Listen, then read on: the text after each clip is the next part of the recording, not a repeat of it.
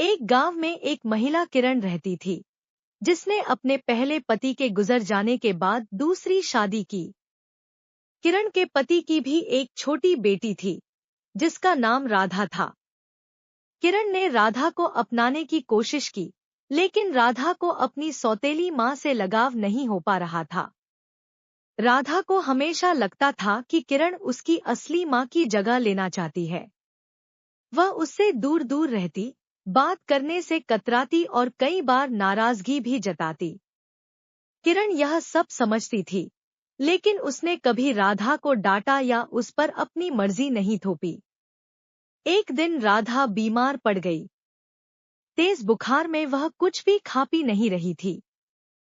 किरण ने दिन रात उसकी सेवा की, उसके सिर पर ठंडी पट्टी रखी और खुद खाना बनाकर उसे खिलाने की कोशिश की।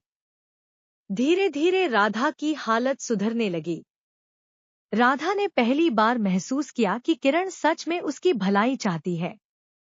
उसने देखा कि किरण ने बिना सोचे समझे अपना पूरा समय और ताकत उसकी देखभाल में लगा दी। उस दिन राधा ने पहली बार अपनी सौतेली माँ से कहा, माँ, आपने मेरे लिए इतना सब किया, जबकि मैं हमेशा आपसे नाराज रहती थी। किरण की आंखों में आंसू आ गए।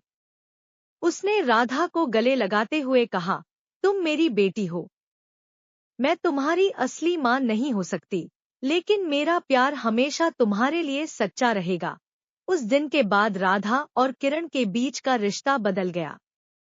राधा ने अपनी सौतेली माँ को दिल से स्वीकार कर लिया।